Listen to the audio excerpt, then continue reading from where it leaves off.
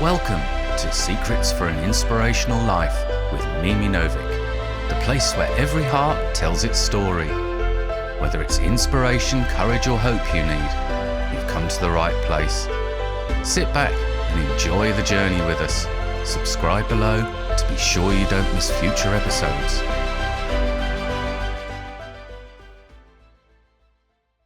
Hello everyone and welcome to another episode of Secrets for an Inspirational Life. How are you all today? I hope that you are well. I hope there are some sunshine moments and some beautiful times that are arising in your lives. And sometimes we forget, don't we, that it's those small moments, it's those little moments that actually make our life more joyful. And when we look back on our life, it's always the memories that we share with those that we love. The smallest things, it could be a cup of tea, a slice of cake, even a hug or a smile. It's those moments. It's not always those, those fireworks. Sometimes they happen, of course, and they are wonderful when they do. But it's the small things in life that count. And let's look for those together. Let's share splendid moments that we can be together with and actually make each other's lives worthwhile. Now, I am absolutely delighted to welcome my guest today, who is the rather special lady, Sara Williams. Sara is the CEO of the charity KidsOut, which provides positive experiences for some of UK's most vulnerable and disadvantaged children. Sara's career took off in 1997 as a fellow of the Chartered Institute of Management of Accountants. For 15 years, she guided Gerard Gamble Group through a variety of business ventures and strategic acquisitions. Also, in 1999, Sara led a pivotal management buyout at Apollo Metals, creating Metalweb, a 35 million business. Now, as the CEO of KidsOut UK, she's dedicated to supporting vulnerable children, building on her deep commitment and prior involvement as a trustee and committee member. Sara is deeply committed to advancing the KidsOut mission of providing comprehensive wellbeing support, transformative educational initiatives, and joy-filled experiences for every child in need. And together with her dedicated team, she aspires to instill hope and resilience in the hearts of the children, equipping them with the tools and resources necessary to overcome adversity. Sara's blend of strategic acumen and passion for social responsibility shapes a brighter future for children in need. Today, she shares her journey. Welcome, dear Sara. Hello. Thank you, Mimi, for having me on. Thank you very much for joining me. What an absolute honour. Oh, thank you very much. No, it's an honour to be on your programme. Oh, how are you today? I'm very well, thank you. And the sun is shining, so all is good in the world. Yes, the sun is shining. My goodness, every time now it's been so grey. And when I see the sun, it's like a whole event. We take it for granted, don't we? But when you see the sun, it makes everything so much better, doesn't it? It absolutely does. It lifts the spirits. It does indeed. And it's something I think that people that live sort of in hotter climates are sort of generally, and people are going to be upset with me for this, but they're a bit more in a better mood, I think. Let's put it diplomatically, than us in these sort of more rainier climates. Let's put it that way. There's always something wonderful and people are always smiling somehow. Absolutely. I think, as we have in the UK, a very unknown weather forecast that we can have 4 seasons in a day. Yes. To have a nice sunny day, it's a good start to the morning. It is. And it is so unpredictable. And I think people always say to me when I'm traveling abroad, why are you British so obsessed with the weather? Well, if you lived in the UK, you would know why. Yeah. Oh, dear, dear. Now, Sarah, you have done so many incredible business things, personal things, and your career is, incredible, really. And now you are prestigiously the CEO of the charity Kids Out, based in the UK. But before we go on to that, I would like to know, and for the listeners out there, in fact, where did it all start? How did it all start for you to be such a successful business lady and really to be someone who has such a fantastic um, role model, I think, for people out there? Where did all of that begin? Well, I think, like everybody has some story to tell, I guess, about their background. I had a happy childhood, but we were a one-parent family, which was not common back in my day. And getting through school in those times, I think the opportunities shown to me were to be a secretary or something similar. Um, but I had bigger ideas than that. I did go to college and took shorthand and typing as a college course. I then joined a company, which was Gerard Gamble Group. And whilst I was there in the very early days, it only took a few months. And I'd gone from the office junior into the computer department. And then I ended up running the computer department. And that gave me a boost of confidence.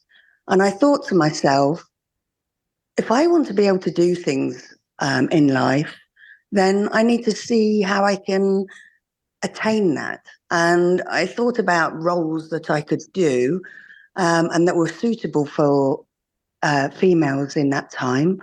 And one of those was to be a lawyer, a doctor, or an accountant. And I'm not quite sure why, but I chose the accountancy route. So I ended up spending 6 years whilst working doing all of my exams.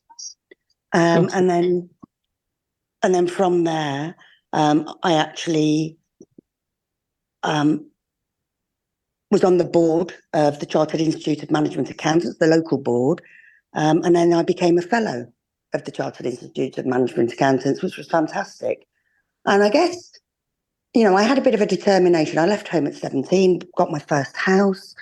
I knew I needed a decent job. I didn't want to have to rely on anybody for anything. And yeah, that kind of gave me the boost. And it was great that Gerard Gamble Group at the time sponsored me to take those exams. So I didn't have the financial worries of that. And that was kind of the start of it.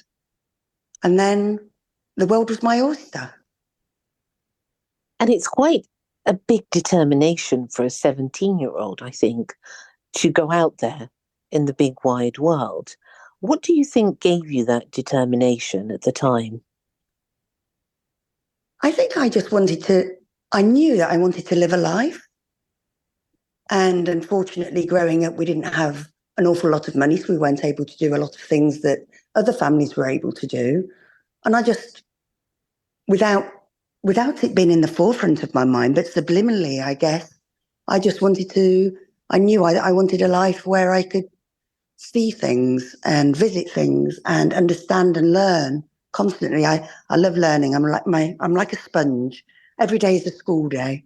But yes, I wanted to see life. I had a zest for life. And that was my determination, I guess. Every day is a school day. That is a fantastic line, I have to say. And it's true.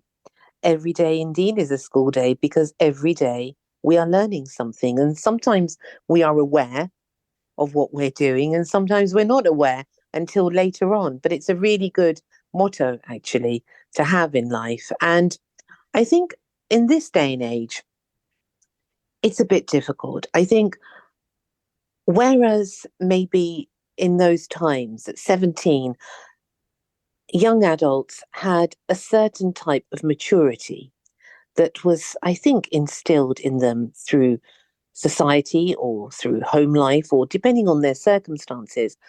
These days, it's not so easy, I don't think, for young people to gain that motivation as easily. What do you think about that? I see children and young adults really struggling a lot being able to have that independent mind and to try to have goals and dreams that they can try to fulfill in some way. Yeah, I mean, today's world is a different world. And, I do think that from a young age, people are exposed to a lot of information that isn't necessary at that age, and it takes away that childhood. I think with the society that we have and the inability for certain goals to seem a reasonable reach is reduced as well. So, there are so many children now that are having to live at home well into their 30s because they can't even start to think about being able to branch out and get their own home. And it's never easy for anybody, but, it was possible in my day, whereas with the cost of living and the mortgage rates and student loans and many other things affecting children, it's very difficult for children to have those goals today. I think, as I said earlier, children are exposed to so many things. You don't see children playing out in the streets so much as you used to. Children are stuck in rooms, on computer games, or on the websites on YouTube, and it's not a real world that they're seeing. They're seeing a false world. And sometimes it's great because there's so much information out there that can be used, but also it's not giving them the freedom to be children and run about and play and be carefree. So I think there is a big shift in our socio-economic climate and the way that affects children.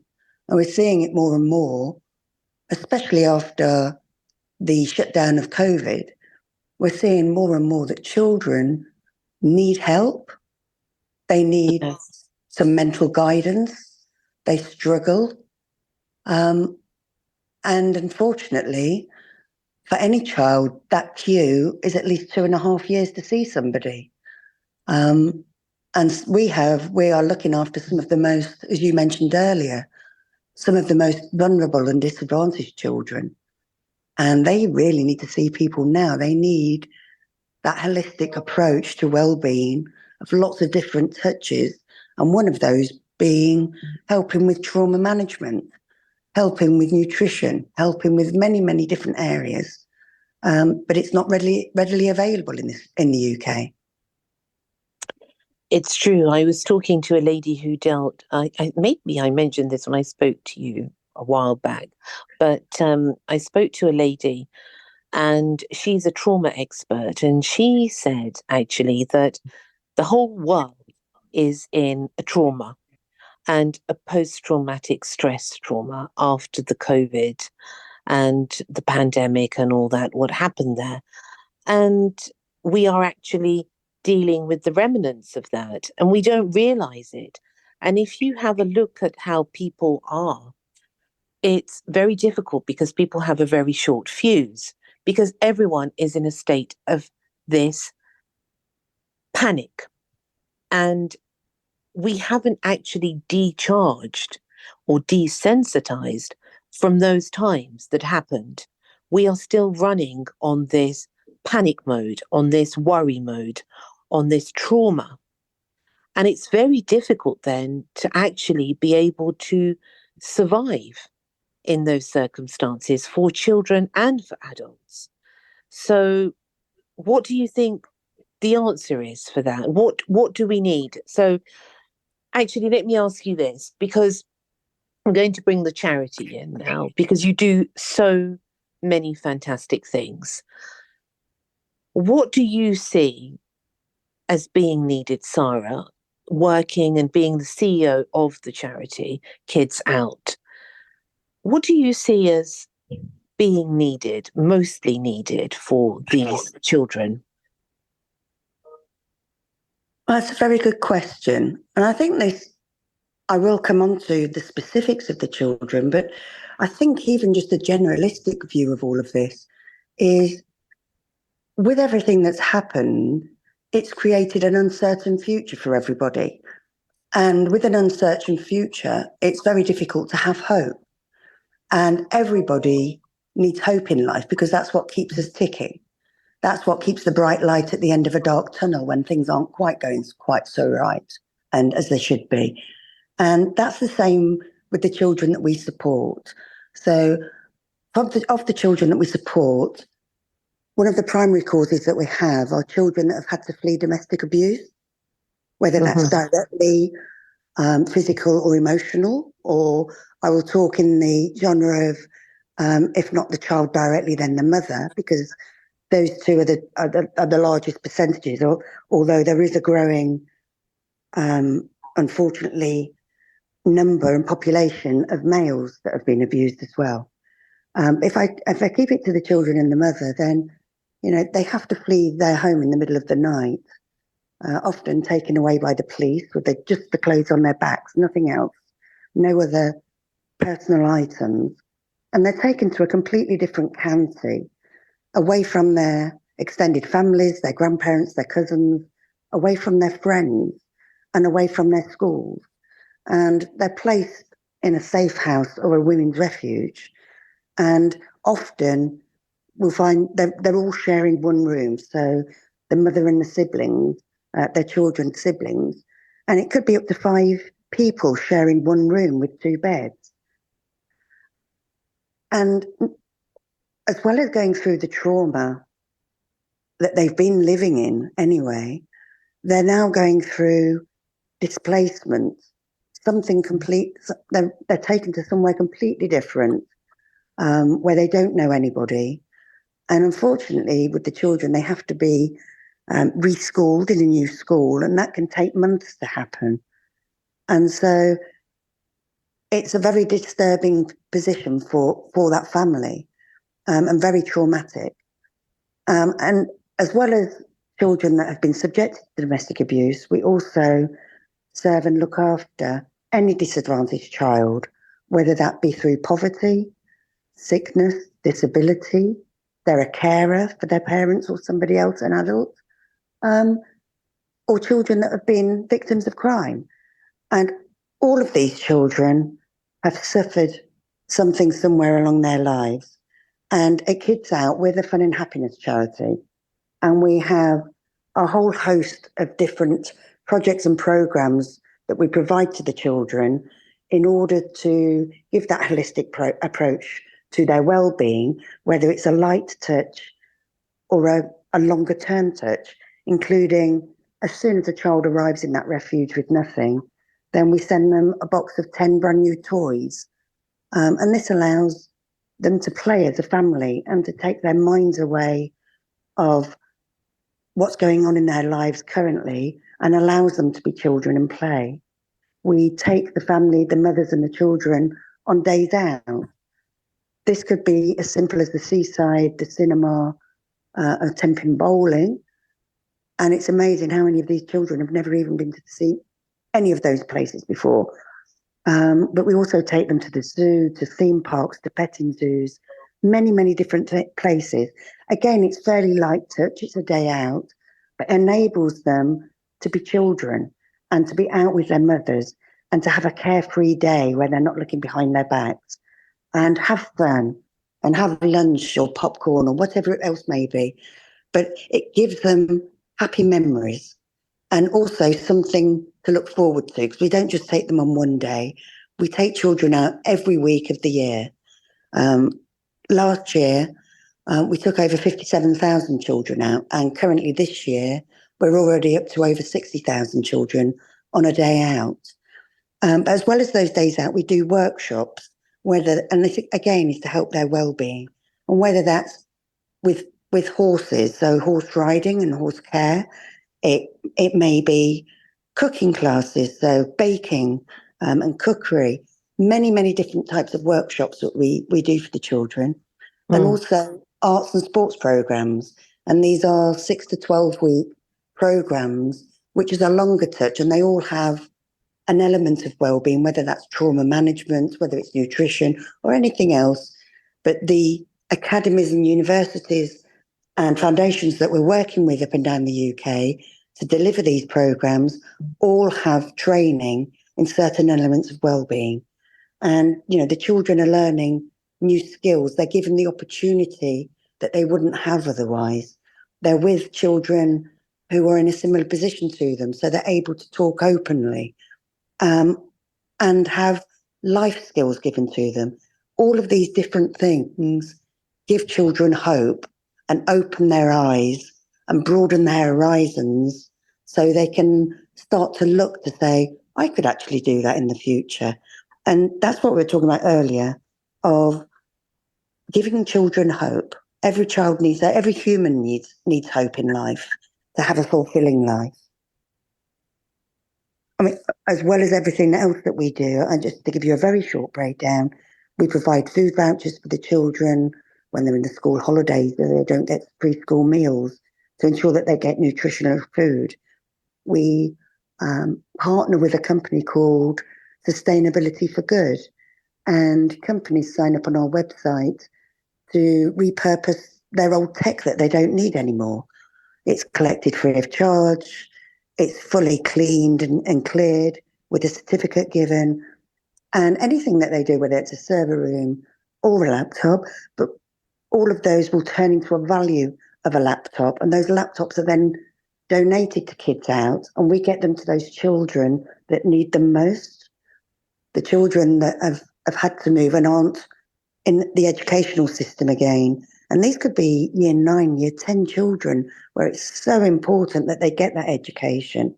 It allows them, it breaks that digital divide, as well as allowing the company themselves to be sustainable and fulfill their CSR requirements that they have. We also team with and partner with a company called QA, who are they're the leading training company in the UK for cybersecurity, to make sure that the children are safe online. We provide sensory rooms to schools, and again, we're seeing more and more SEN requirements in children, whether that's in a special school for that or even just in a general school. We're seeing a huge need for that, and the funding that the schools get doesn't allow them to be able to provide the necessary needs that those children have. And we see an amazing change in the children once they've been into our sensory rooms. Children, these may be children with learning difficulties, with ADHD, autistic, they may be non-verbal. We've seen non-verbal children being able to communicate and talk once they're in these rooms. So everything that we do is to give a whole rounded approach to how we can help these children, how we can give them memories, how we can help them compartmentalize what's happened to them in their minds so that they can take the right road and the right path in life and become really great adults that add an amazing addition to our society in life. Incredible. I'm listening to you and I know a lot about what you do, but it's so good to hear it again, and it's so good for people out there to hear. It is really, in a way, as you were talking, Sara, it is providing somehow a foundation for life, because in these days, not everyone can have that foundation for life, because the world is all over the place and so many children go forgotten, so many people go forgotten. And it's so important to feel, as we were talking earlier, to feel that you are part of something bigger, that you're actually part of something great, that you, doesn't matter what circumstances that you may find yourself in as a child or as an adult, that actually it is you that's important. It's not a reflection of who you are. And all these things that you do for them is actually reinstating that point that they matter. Absolutely. And you used a really good word there, Mimi, forgotten. There isn't anything that is given to the children. There are plenty of different charities and social help for the parents, but not for the children. They are forgotten, completely forgotten about, but they are victims of all of this. And whether that be the children that have fled domestic abuse or just the poverty, the sickness, the disability, there's just nothing out there for them. And you know what is most rewarding in life? And people who have the most rewarding jobs, it's not because of the money. Everybody needs something to be able to get by and put food in their mouth and live somewhere and have heating and light. But the most rewarding thing is that you can make a difference, that you can help somebody else and see that positive effect that you're having on anybody. And that's the biggest thing. The staff that we have, we're 10 staff, 3 of whom are part-time. And we are really kicking above our weight as a charity and what we do.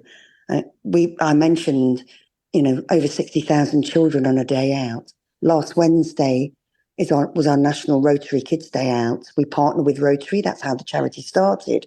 Mm-hmm. And on that one day, we took over 27,000 children to 150 venues up and down the UK.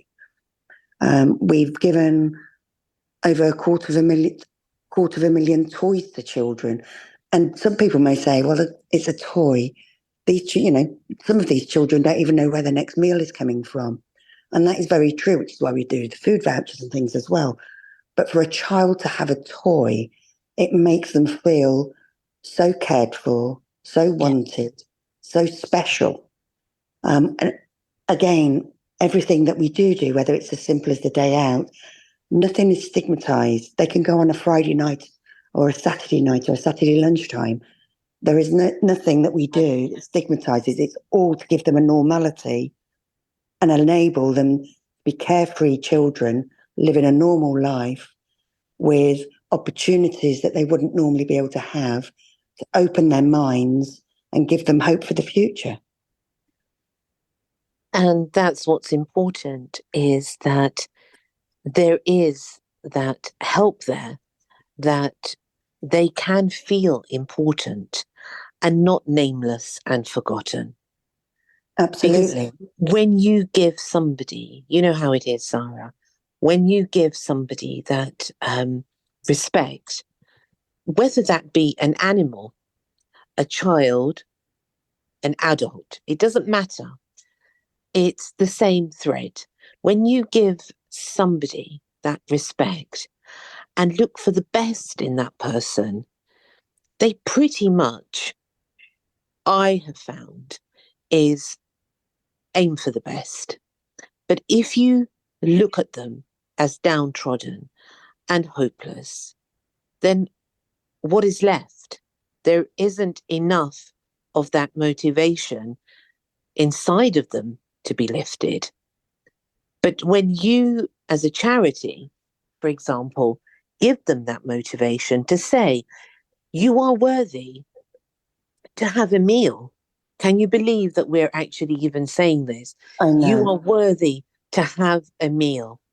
You are, forget the toys for a moment. You are worthy to live, to have the basic of nutrition, to be able to have a packet of crisps, say, which, forget the nutritional value for now. Let's put that all to one side. Some crisps, some ice cream, it makes you feel. I remember as a child having crisps and ice cream and thinking, I don't know, I was the princess of I don't know where, because it made me feel important that I was being cared for. And I think primarily everything you've said now is, if we could put it under the umbrella, it's about being cared for. Absolutely. And when you have that feeling, and everybody knows, I mean, I'm sure lots of your listeners can resonate that, sometimes we all find ourselves in circumstances that are out of our control. And sometimes those circumstances aren't great. But if somebody reaches out a hand to help, and you can feel that care, that somebody does care about you, then something as simple as that just can change your whole life. It can change your outlook on life. It can change the path that you decide to go down in life. And it's just a simple word and a simple thing that we do, but it makes a huge, huge difference. It's the same situation, isn't it? That you were given that chance with that company, that when you said that they paid for your training. Absolutely. So And without that, I may not have been able to go down that road. Well, look where you are now. You are here now. Who knows?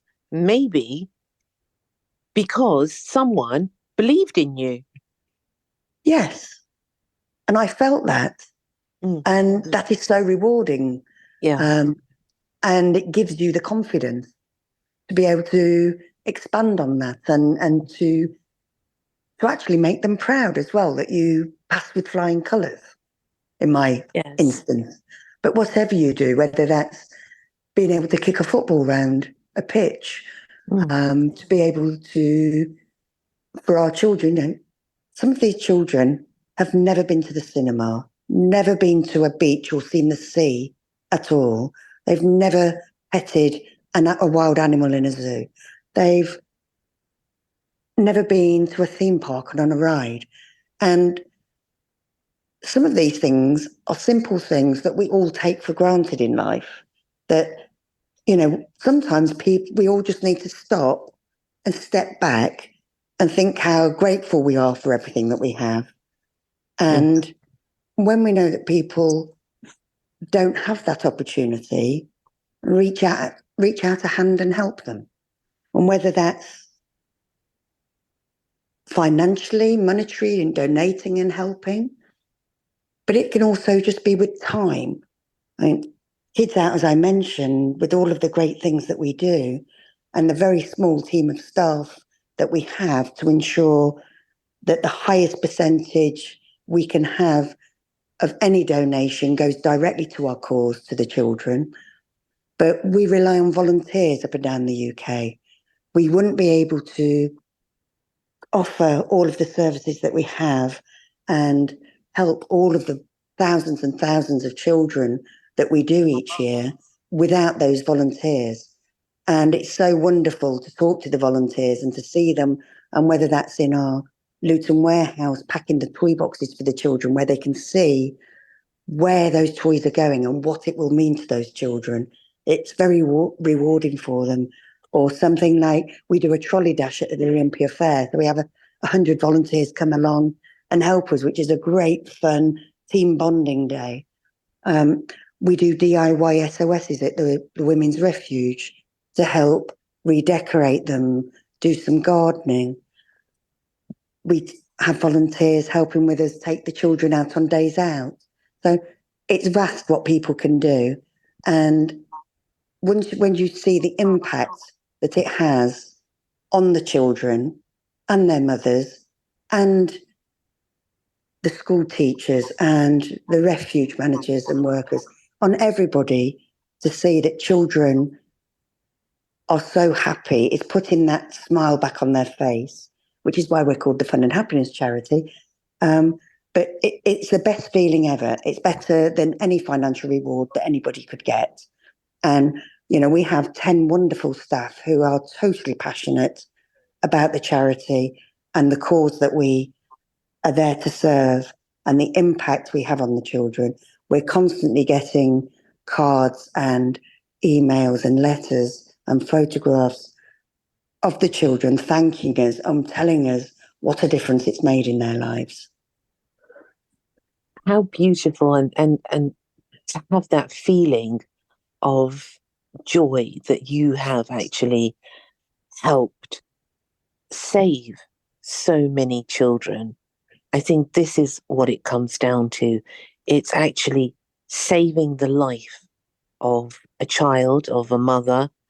And I want also to say that people underestimate these small things that matter. Like you said, a cinema, a trip to the seaside, bowling, it can be anything.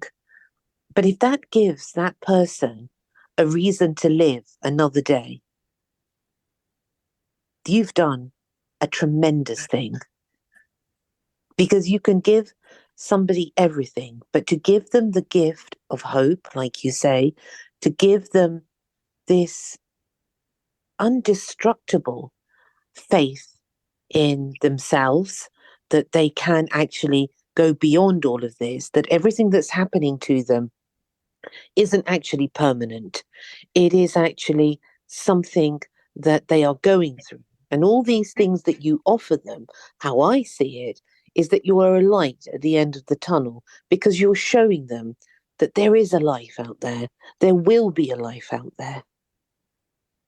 Absolutely. And a life worth living, a life full of hope and a life full of opportunity. Correct. Yes. And it's phenomenal, really, what you do, Sara, what all of your people do. And how do you, there's so many things there that you've mentioned. So how do people find out about, for example, the DIY, or how to volunteer, or how can you do it? So if you want to volunteer, what type, let's narrow it down. If people want to volunteer, let's start with that first. What sort of things do you need people to do? Well, like I say, we have a small Luton warehouse in Luton. So if anybody is close by, we do a lot of CSR days for companies. And what is that for people out there who don't know? So that's the corporate social responsibility. And that everybody has, it's not just companies, everybody has it. But companies, especially the larger companies, give their staff 1 to 2 days a year to go and volunteer and help a charity or do some good in their community. And we have many of those companies that sign up to KidsOut and come along and help us pack our toy boxes, or help us sort all of the toy boxes out, help us sort all of the toys that we give out at Christmas. So we have a giving tree at Christmas where we have lots of corporates sign up. They have our tags where they can buy toys or days out. They can go on our online shop, or they can physically go and buy that toy. The office staff or their visitors in reception take the tag from the tree, which will say, for instance, my name is Amy, I'm 6 years old, and I'd like a Barbie doll. And so people go out and go and buy that. And we have a week as KidsOut to go out and collect all of those toys up and down the UK. We have 43 collection centres where fabulous companies again support us and utilise their facilities as collection centres. We have great supporters that give us some free transport and drivers. Otherwise, our staff go out, and our trustees even hire vans and go out. We have committees up and down the UK that help us. So there are so many volunteering opportunities, like I mentioned with the DIY SOS, at a refuge, a bit of gardening, and even, also people have skill sets. We're such a small team. We have to be master of all skills because we have to do everything within the charity, being such a small team. But there are skill sets out there that we buddy up with. So people can help us with certain projects, whether that's to help us with social media, to help us photograph and videograph our events. to help us promote things, marketing, IT, all sorts of different skill sets that people have that they could help us with a project for a week and then become a buddy with our team to help them improve the things that we do and get out. The biggest thing is Kids Out do so much, but it's like a silent charity. It's not really being marketed or known by a lot of people. And I'd like to change that, because the more we can change that, the more people can get involved, the bigger the charity will become, whether that's in volunteers and people's wonderful, generous time or their generosity through funding for us. But that enables us to help more and more children that are desperate for our services. Unfortunately, there are far more than we can touch at the moment, and it's a growing number.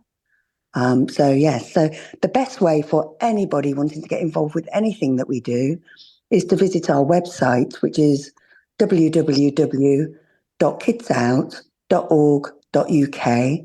And there's separate sections for our shop, for how you can help, whether that's as an individual, whether it's as a company or a young person or a school. We encourage young people to help young people and become young ambassadors of ours, spreading the great word of Kids Out. Something as simple as putting us forward as your charity of choice at your school and fundraise, whether that's bake sales or a sports day or something for us. I think children helping children is absolutely fabulous. I'm actually at a school assembly next Tuesday, and 2 girls in year 9 put Kids Out as charity of choice, and they've been fundraising for us. So I'm off to do a presentation at their assembly. It's a girls' school, and they've done some amazing things, used their intuition and really wanted to help the children, which is fantastic. But yeah, anybody wanting to get involved, visit our website. The world is your oyster, and we'll get back to you. There's lots of online forms, phone numbers, email addresses that you can contact us on.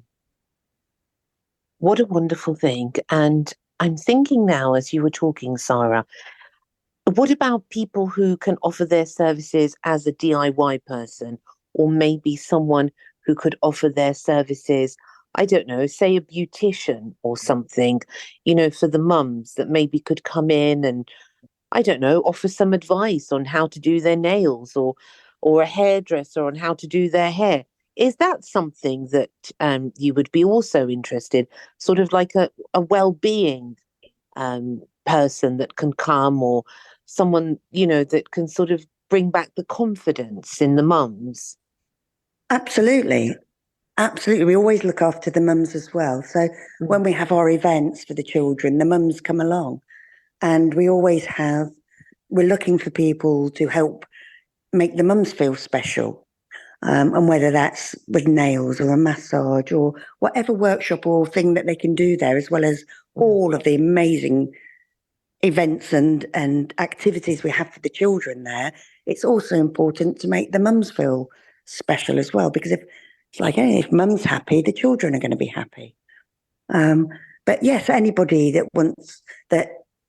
is great at DIY and wants to get involved. If there are any companies that want to donate tools or equipment or anything for those, anybody can help in any kind of different way. There are so many opportunities.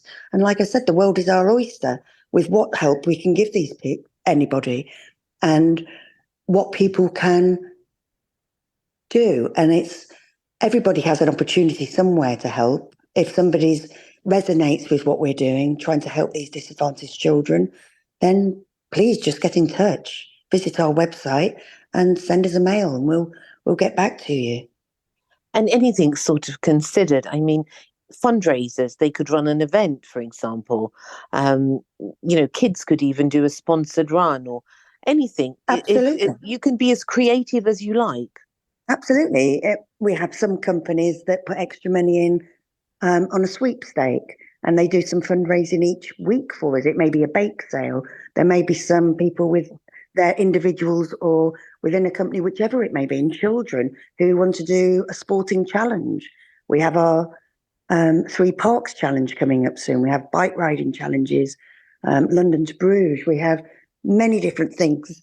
People can put their own ideas forward to us and do that. We've currently got a 10,000 challenge going on where anybody can do anything.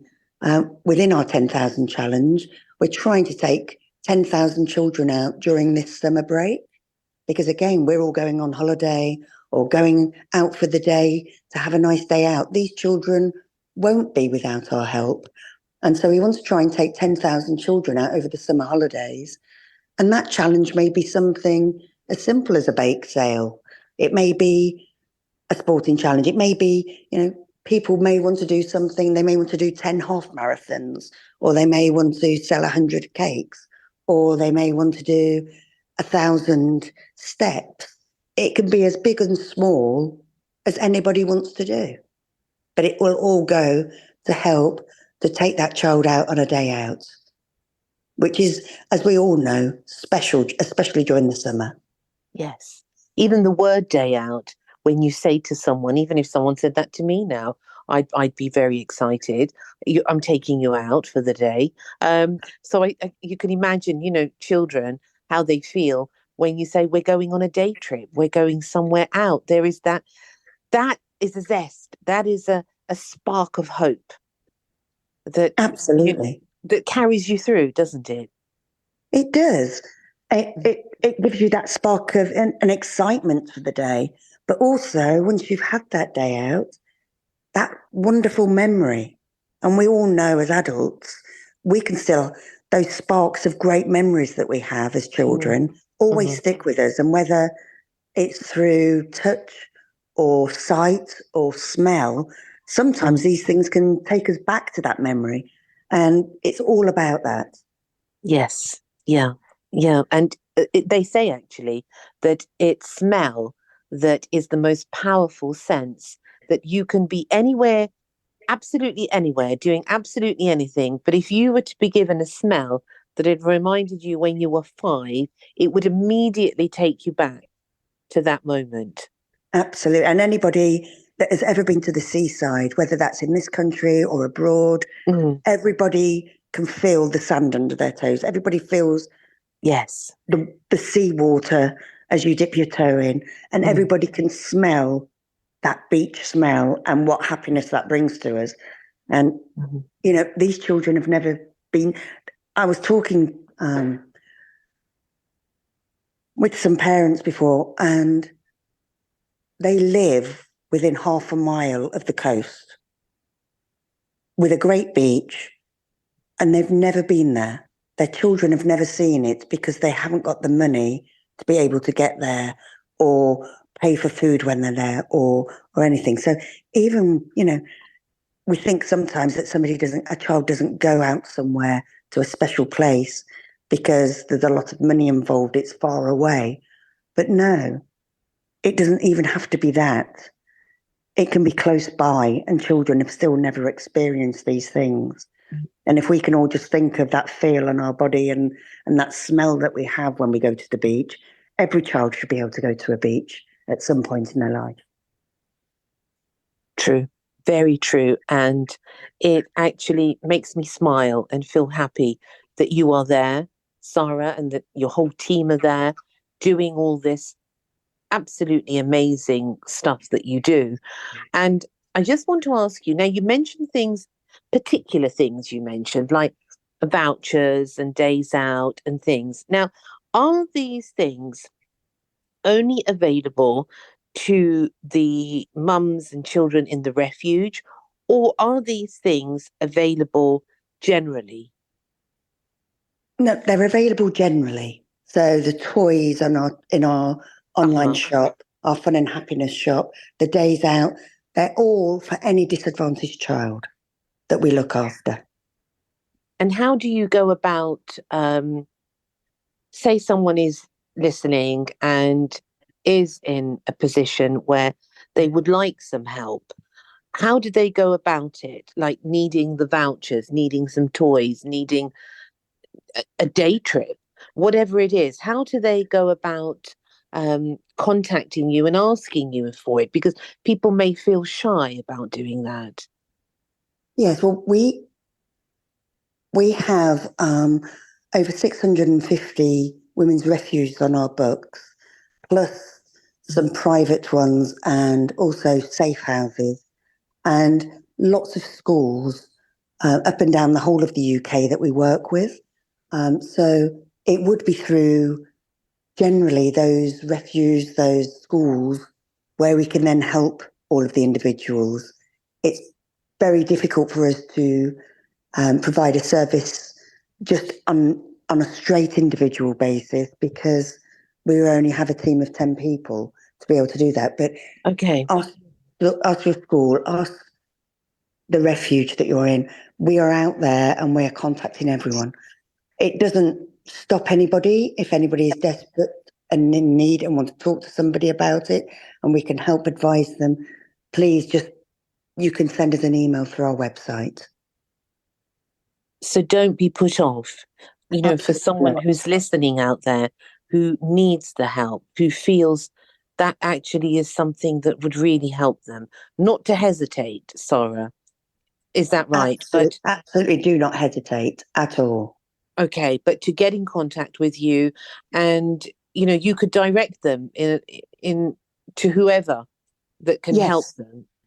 Absolutely. Okay. Absolutely. That's important to know that no one's going to be turned away, no matter what the circumstances are, and not to feel shy or embarrassed about anything, because at the end of the day, we're all human beings trying somehow to help each other. Absolutely. And that's well said because, again, we're happy to help absolutely anybody. So yes, please do get in touch or contact your school to find the service, or within the refuge. Every women's refuge is on our books that we work with as well. Okay, so there's many options out there for people. Many avenues. And not to feel helpless and hopeless, but that you are in fact that spark of hope that people can always contact if they need to. Yes, and please do. Thank you. That is so reassuring and so wonderful and so needed in this world at this moment. And I'm delighted to be associated with you because it's something that's so close to my heart. Oh, that's lovely. And I think it resonates with so many people. Everybody wants to help children, but it's so lovely to have you on board as well, Mimi, because you are a true inspiration. Oh, thank you so much. And you are too. And listening, I'm thinking of all sorts of ideas now, which I'm sure I'm going to be sharing with you. My mind is now ticking, and it's sort of, I don't know, the way that you spoke about everything it's so full of hope, and it makes you want to keep going. This is what's important, is that no situation for people out there, no situation is permanent. Everything changes and there is always hope. It doesn't matter what situation you're in, how bad things can get. There is always hope, isn't there, Sara? There is always hope. And that situation is now, but tomorrow, the next day, the future can be so bright and full of opportunities. So never lose hope. Beautiful words. And once again, what's the website address? It's www.kidsout.org.uk. That's www.kidsout.org.uk. And on there, people will see a variety of different tabs of seeing the work that we do, seeing the news of the latest projects we've been working on, able to sign up to our newsletter, and then how to get involved, and whether that's as an individual, a company, a young person, or a school. It's all there for everybody to get involved with Kids Out. And it can be monetary, it can be time, it can be ideas, it can be anything. It can be anything. We have the online shop if people want to buy things. We have donate buttons if people want to help fund us. And we have so many different and varied volunteering opportunities. And like we say, whether that's to help and a DIY SOS, whether it's to do a trolley dash to get free toys from a toy fair, whether it's to help us pack the toy boxes up, whether it's to go out or even organise a child's day out or a party, the children. Everything is possible. And on those words, we shall leave it. Thank you so much, Sara, for coming today and sharing your wonderful charity, your wonderful story. And I wish you all the very best in all your super endeavours to really make a difference in people's lives. Thank you so much for having me on. It's been a real pleasure, and everybody out there can help us make a difference to these children. True. And remember to go to the website, and I'm sure there's something for everyone there. There is something for everybody. Yes. Thank you, Sara.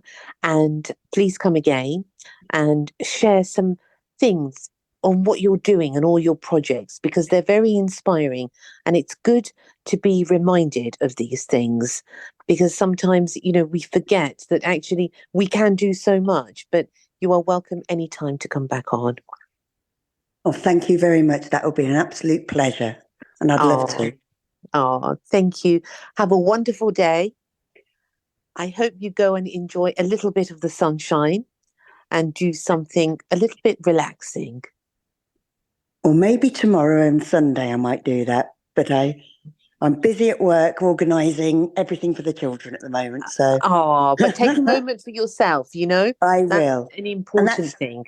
That's a very important thing for everybody to take on board. Yes, true. Lots of love, Sara, and I speak to you soon. Thank you. Thank you. Bye. Bye, Mimi. Bye.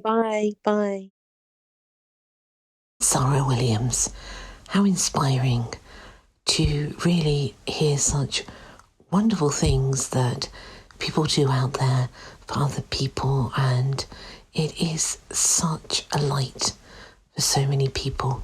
Thank you so much for joining me, as always, and do something wonderful for yourselves. Really, really, really, it is so important. Thank you again. Until next time, look after yourselves and lots of love. Thank you for listening to Secrets for an Inspirational Life, brought to you by your host, Mimi Novic. Please remember to subscribe to the podcast, and see you in the next episode. For more information about Mimi Novic and her books, music, and inspirational work, take a look at her website, www.miminovic.co.uk.